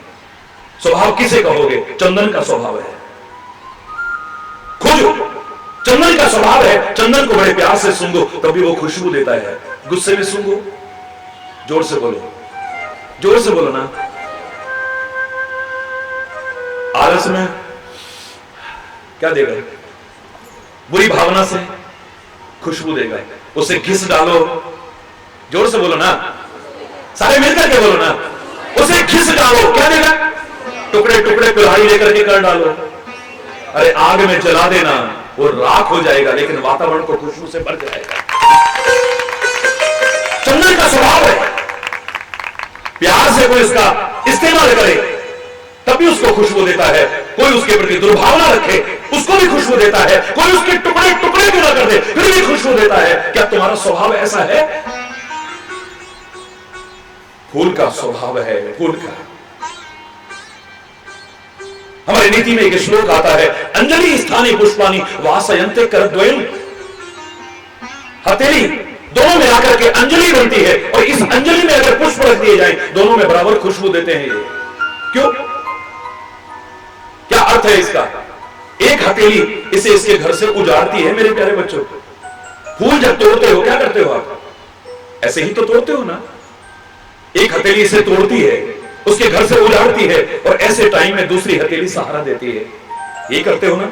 हाथ में रखो तो, टोकरी में रखो तो, थैले में रखो तो, किसी चीज में भी आप डालो, एक हथेली पुष्प को उसके घर से उजाड़ती है, दूसरी उसे सहारा देती है। लेकिन जब अंजलि में ये पुष्प रखे गए, इन पुष्पों ने नहीं कहा इसने हमको उजाड़ा था हमारे घर से, इसे खुशबू नहीं देंगे, और ऐसे में इसने सहारा दिया था, इससे ज्यादा खुशबू, वो दोनों को समान सुगंधी देता है। कोई उसके मुंह में भेदभाव नहीं। स्वभाव है, कबीर का स्वभाव है।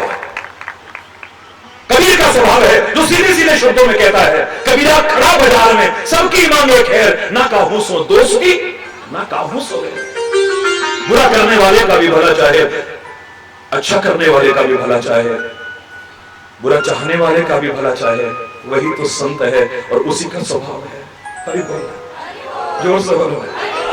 ना तो उस प्रकृति के साथ हम सामंजस्य बैठाने की कोशिश कर रहे हैं, उस प्रकृति के संरक्षण में भी हम ध्यान नहीं दे रहे हैं, मूर्खतावश अपने लिए व्यक्तियों को आमंत्रित करने की कोशिश कर रहे हैं। और प्रकृति माने जो स्वभाव है उस पर भी हमारी निगाह नहीं है बिल्कुल भी। अभी हमारा स्वभाव कुछ और है, 2 मिनट बाद देखो जरा स्वभाव कुछ और हो जाएगा। इसे स्वभाव नहीं कहते, सो माने अपना भाव। तुम्हारा भाव क्या है?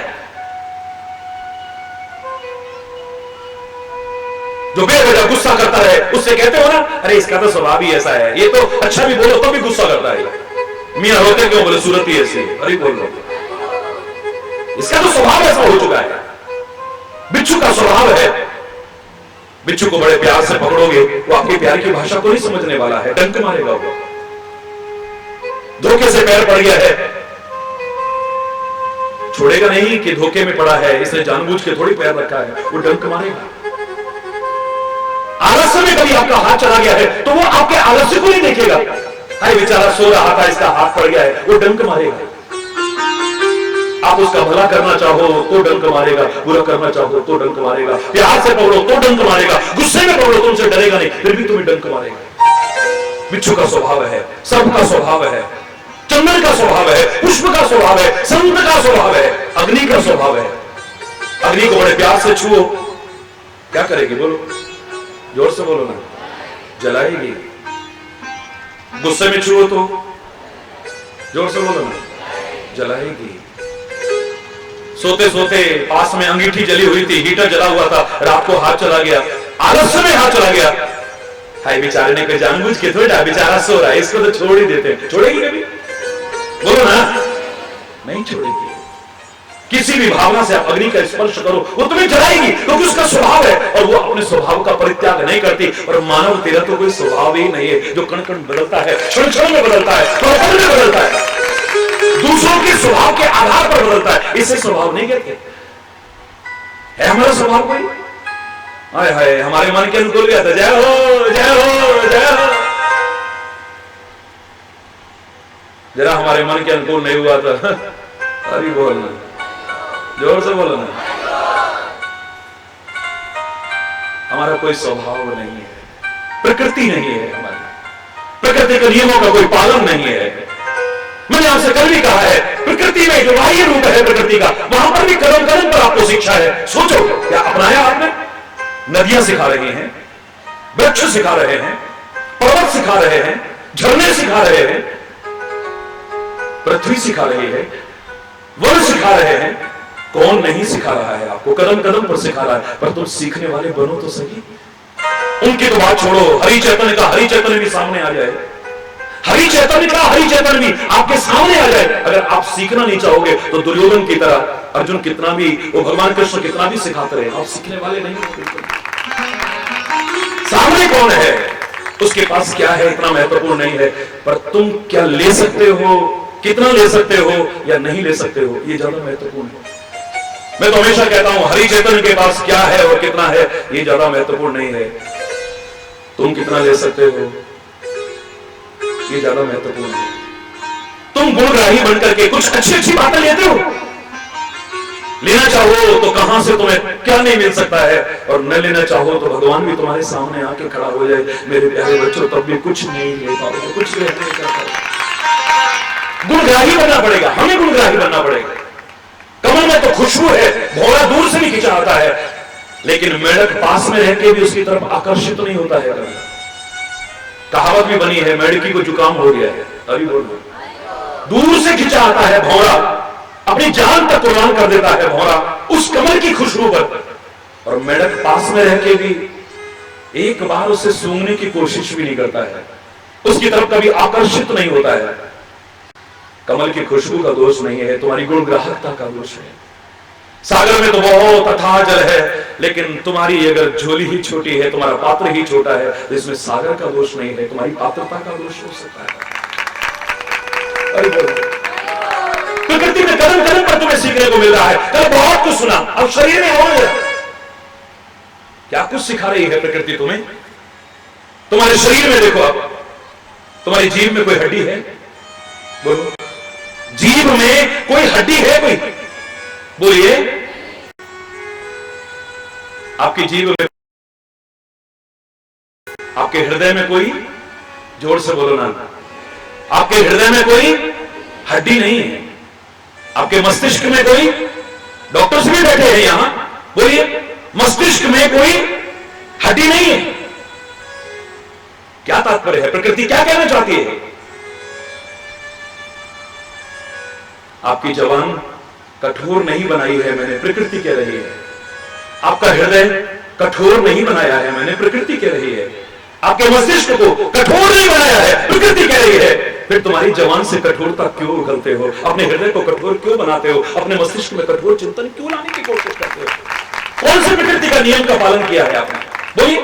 बाहर तो प्रकृति के साथ छेड़छाड़ कर रहे हो, सब कुछ गंदा करके रख दिया है, हवा को प्रदूषित कर दिया, पानी को प्रदूषित कर दिया, ध्वनि प्रदूषण फैला रहे हो, जंगलों को काटते चले जा रहे हो, वन्य जीवों का सफाया करते चले जा रहे हो, चंद स्वार्थों के लिए। अंदर जो प्रकृति सिखा रही थी वो भी नहीं सीख पाई। मैं जा रहा था कहीं, गाड़ियों का काफिला चल रहा था, अचानक लोगों ने आगे खड़े होकर के गाड़ियों को रोक लिया। पता नहीं क्या हुआ भाई, गाड़ियां रुक क्यों गई? मैं गाड़ी से उतरा, आगे पहुंचा तो सारे बिल्कुल लेट गए पैरों, छोटा सा गांव, और सब स्वभाव जानते थे। महाराज जी ने पूरे भारत की पदयात्रा की है, गांव गांव में गए, और फिर अब तो खुले शब्दों में कोई भी कह सकता है कि हरि चैतन्य को तो प्यार से तो कोई कहीं भी बुला सकता है, वरना तो दुनिया में किसी की ताकत नहीं कि इनको बुला सके। प्यार से वो कहीं भी बुला ले, वरना कोई कहे कि हम बुला के दिखा दें, अभी तक कोई ऐसी ताकत पैदा नहीं हुई है। कथावाचकों को बुला सकते हो, होना चाहिए बस। संगीतज्ञों को, गायकों को बुला सकते हो, होना चाहिए बस। संत को नहीं, और खासतौर से हरिचेतन तो खुले शब्दों में कह रहा है, प्यार और भावनाओं के बल पर ही खींचा जाता था, खींचा जा रहा है, और आगे भी खींचा जाता रहेगा, इसके अलावा कोई और नहीं।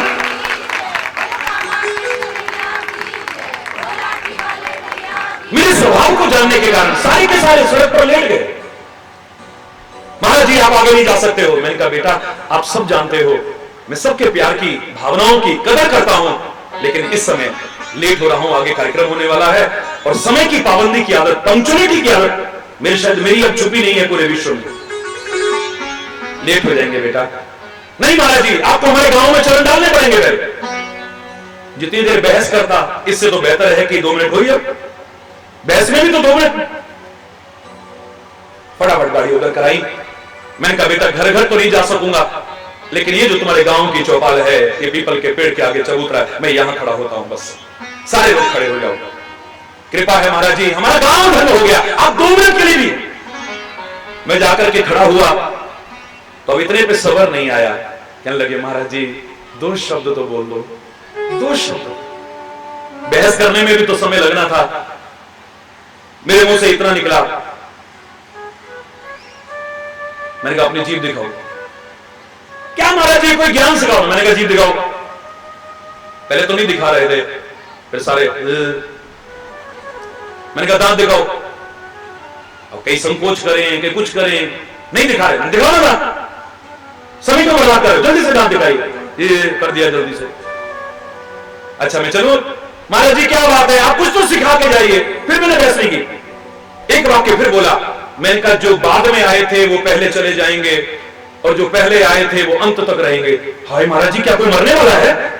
किसके लिए भविष्यवाणी कर रहे हो? मैंने कहा किसी के मरने की भविष्यवाणी नहीं है, मैं ये कह रहा हूं कि जो पहले आया था वो आखिर तक रहेगा और जो बाद में आया था वो जल्दी चला जाएगा। कौन?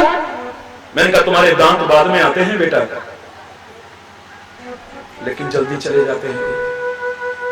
जीव तुम जन्म लेते हो तब भी तुम्हारे मुंह में रहती है और जब तुम्हारी मृत्यु होती है तब भी तुम्हारे मुंह में रहती है। जो पहले आया था वो अंत तक रहता है और बाद में आया वो पहले चला जाता है। महाराज जी समझे नहीं, क्या कहना चाहते हो? मैंने कहा जीव में कोमलता है और कोमलता हमेशा बनी रहती है और दांतों में कठोरता है, कठोरता जल्दी नष्ट हो जाती है।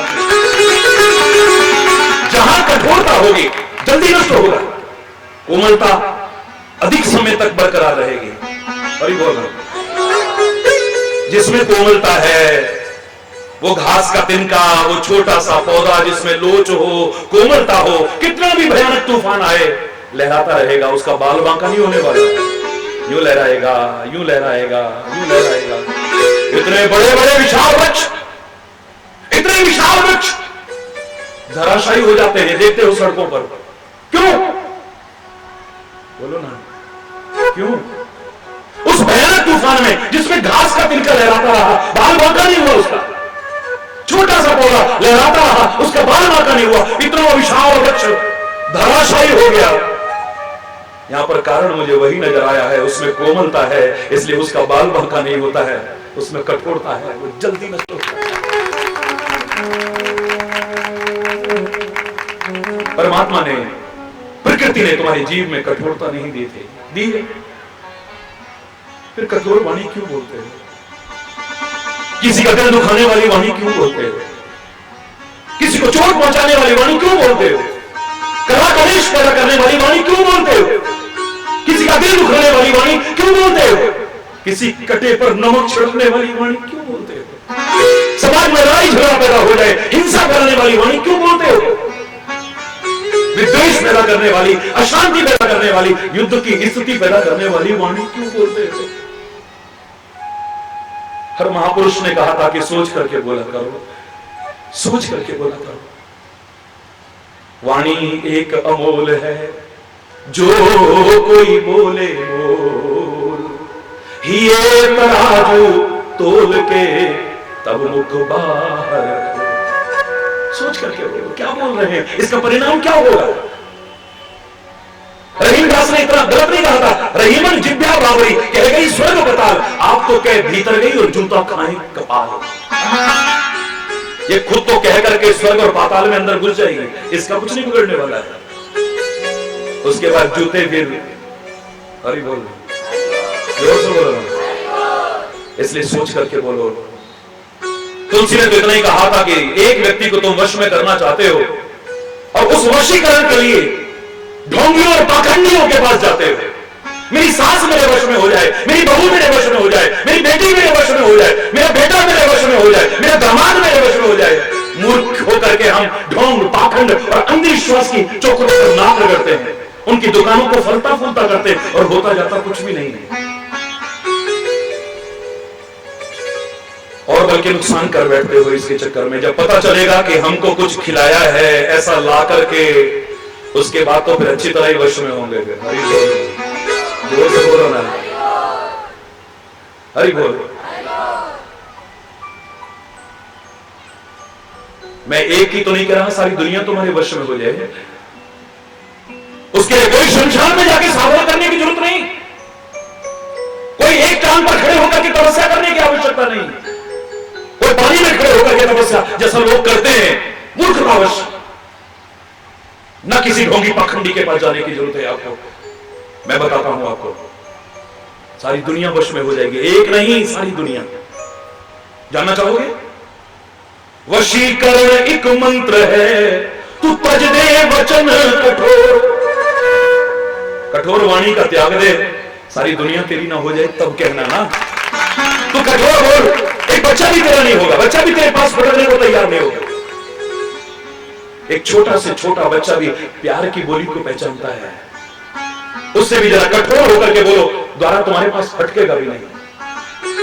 एक बच्चा तो क्या, बड़ा से बड़ा भी तुम्हारे वश में हो जाएगा। आपके प्यार की बोली ही तो थी जो हरि चैतन्य को भी वश कर में यहां तक खींच करके ले आए हो, और काहे के बल आए हो? एक प्यार के दो मीठे बोली तो बोले थे आपने।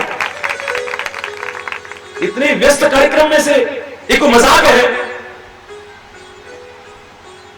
अरे जब हरि चैतन्य वश में हो गया, और मैं तो ये कहने में संकोच नहीं, हरि चैतन्य का हरि चैतन्य भी वश में हो जाए, वो मेरा परमात्मा भी वश में हो जाए, तो दुनिया को वश में करना कौन सा मुश्किल है। लेकिन मंत्रों से नहीं, सबसे बड़ा मंत्र यही है, तज दे वचन कठोर वाणी का परित्याग करना। जहरीला मत बोलो, विषैला मत बोलो, कटीला मत बोलो, कठोर मत बोलो। ऐसी वाणी बोलिए मन का आपा खोए और उनको शीतल करे, और आपा को शीतल हो, अपने को भी शांति मिले, दूसरे को भी शांति मिले। सुनकर ऐसा कुछ बोलने की कोशिश करो। हमसे तो सहन नहीं होता जी, हम तो जो सच बात है सामने कह देते हैं, स्पष्टवादी बन के, चाहे जो जला कटा सुनाते। जिस दिन तेरे को सुनाया तब देखूंगा तेरे को कैसा लगता है। तेरे को अगर जला कटा सुनाया जाए स्पष्टवादी बन करके, हवा खिसक जाएगी। हरि बोल, तेरे को अच्छा नहीं लगेगा। अगर तेरे को स्पष्टवादी बन करके कोई जला कटा सुनाता है, अच्छा नहीं लगता है, तो तेरे को भी कोई अधिकार नहीं है कि दूसरों को जला कटा सुनाए। स्पष्ट वक्ता बन करके आज जहर कौन उगल रहा है? नाग नहीं, विषय नाग, जहर नहीं उगल रहे समाज में। कौन उगल रहा है? ये जवान उगल रही है। खुद तो सिक्योरिटी के बीच आते हैं, चाहे जो बक के चले जाए, बोलना नहीं, बक करके चले जाते हैं। भाई भाई जो शांति से रहते थे उनको लड़ा करके चले जाते हैं। सिक्योरिटी के बीच खुद निकल जाते हैं, जहर फैला जाते हैं, आग लगा जाते हैं। ऐसे लोगों से एक बार मैंने कहा था, शांति से सोचो। अरे मूर्खो, लोग टूट जाते हैं एक घर बसाने में, और तुम्हें शर्म नहीं आती बस्तियां जलाने में? तिरका तिरका करके कैसे आशियाना तैयार करते हैं लोग, और तुम आए, सिक्योरिटी के बीच आए, जरा सा कुछ ऐसा बोल गए, दंगे भड़क उठे, आग लग गई चारों ओर। आज तो लोग और खुश होते हैं। जो मैंने उसने कहा था गलत नहीं है, मेरे दिल का दर्द है वो। कहने को तो इंसान है मेरी गली के लोग, ऐसे लोगों को कहा था मैंने, पर दिल के बेईमान है मेरी गली के लोग। गीता पे चल रहे न ये कुरान पे चल रहे, हिंदू न मुसलमान है मेरी गली के लोग। हिंदुओं ने मुसलमानों को जलाया, मुसलमानों ने हिंदू, ना हिंदू जला सकता है, ना मुसलमान जला सकता है, ना सिख जला सकता है, ना ईसाई जला सकता है, ना जैन बौद्ध पारसी, कोई नहीं जला। ऐसे लोग शैतान है, ऐसे लोग हैवान है, इंसान तो हो ही नहीं सकते हैं ऐसे लोग। किसने जलाया आशियां वो पूछ रहे हैं। आग लग गई, उसके बाद आएंगे, वाह हम आयोग बैठाएंगे, जरूर बैठाएंगे। हरि बोल। हाँ, किसने लगाया है, किसने भड़काया, जांच करो। किसने जलाया आशियां वो पूछ रहे हैं, सब जान के अनजान है मेरी गली के लोग। पानी की जगह आग में घी डाल रहे हैं, फिर भी बड़े महान हैं मेरी गली। वाह क्या बात, क्या बात, बड़े महान हैं, बहुत बड़े लोग आए हैं और आग लगा जाते हैं। इंसानियत नाम की तो चीज ही नहीं रही है। अगर प्रकृति के नियमों का पालन भी किया होता तो सच्चा इंसान बन जाता। वैज्ञानिक भी मानते 80% नाग जहरीले नहीं, 80% सर्प जहरीले नहीं है, वैज्ञानिक मानते हैं। किसान का मित्र है ये सर्प, अगर वो चूहों को न खाए तो आधी फसल तो वैसी चौपट हो जाए। हरि बोल। इस सर्प तो किसान का मित्र माना गया है, हम लोग बचपन में पढ़ा करते थे। और वैज्ञानिक भी साफ साफ शब्दों में कहते हैं 80% सर्प जहरीले नहीं है, लोग भय के कारण मरते हैं, सांप के काटने पर नहीं मरते।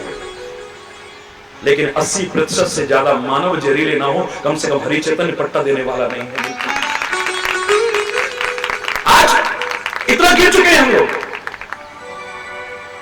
प्रकृति ने हमारी जीव को कैसा बनाया है सोचो। एक बार मैंने इतनी सी बात, बहुत छोटी लेकिन बड़ी महत्वपूर्ण बात कही थी। प्रकृति के रहस्य को समझो।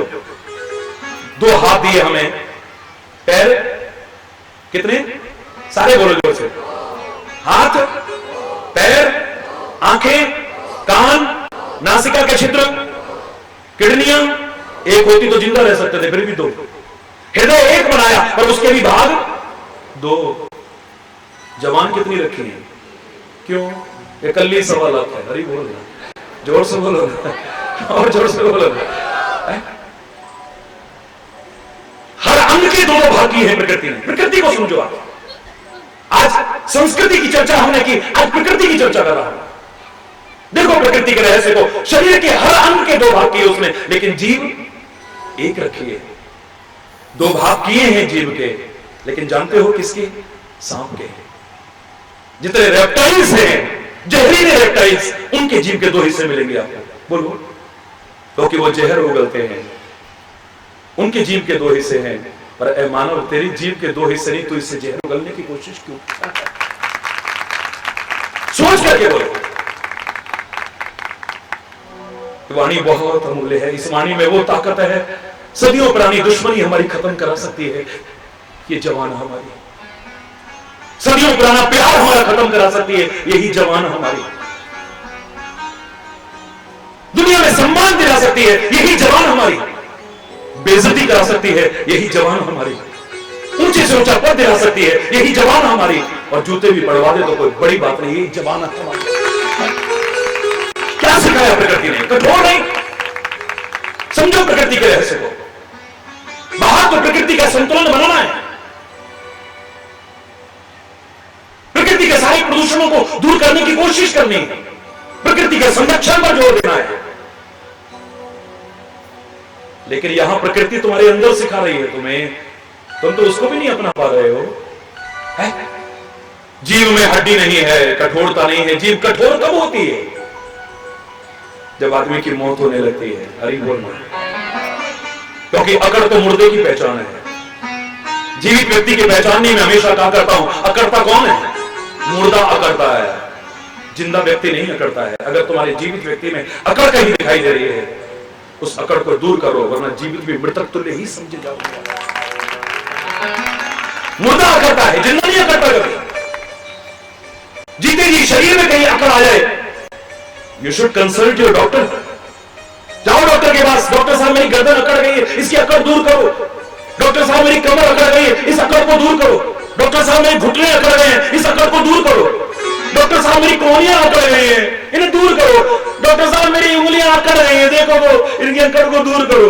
ये अकड़ दूर होगी तभी तुम चैन से जी सकोगे, सुख से जी सकोगे, शांति से जी सकोगे, वरना नहीं जी सकते। कुछ चीजों में अकड़ नहीं रखी। ये जीव कोमल रखी है, इसमें कोई हड्डी नहीं है। हृदय कोमल रखा है, इसमें कोई हड्डी नहीं है। कमाल है।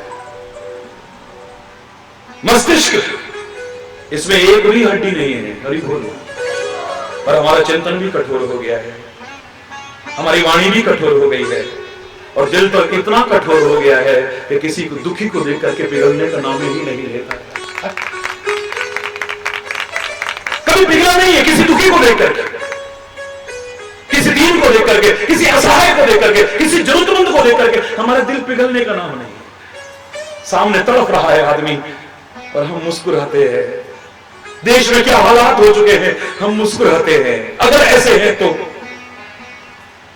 मैंने एक बार कहा था, कुछ जयचंद हुए फिर पैदा, कुछ जयचंद हुए फिर पैदा, जो जब दुश्मन से मिलते, जब जब आग लगी भारत में, उनके चेहरे खिलते, तरस न खाते, जश्न मनाते, अपनी जेबें भरते, अपने नीच कुकृत्यों से इस मां को पीड़ित करते, भारत मां को पीड़ित करते।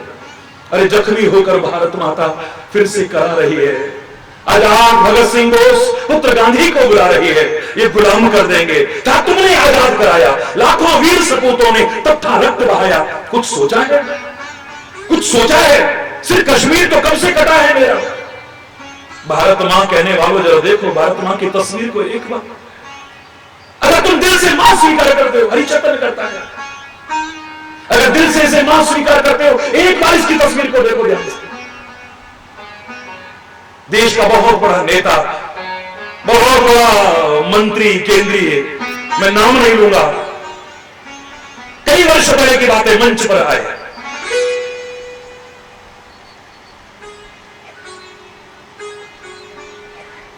मैं राजनीतिक भाषण अपने मंचों पर होने नहीं देता हूं, क्योंकि ना मैं किसी दल में हूं ना किसी दलदल में हूं। हरी बोल, जोर से बोल रहा हूं। वो कितना भी कोशिश करें फिर भी कोई ना कोई पॉलिटिक्स बीच में बोल जाते हैं।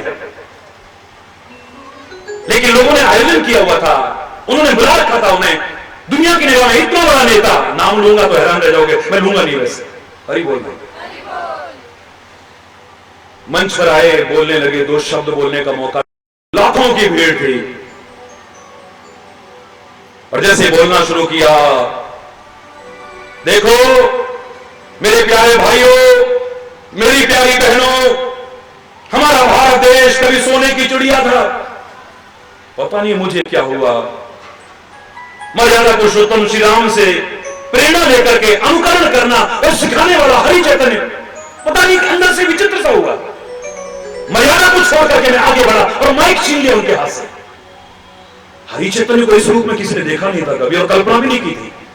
सिक्योरिटी वाले भागे, मैंने कहा कोई टेररिस्ट नहीं हो, घबराने की जरूरत नहीं, आप वहीं खड़े रहिए, वहीं खड़े रहिए। आखिर हुआ क्या है? इतने बड़े नेता देश के, उनके हाथ से माइक छीन लिया हरि चैतन्यपुरी जी महाराज ने।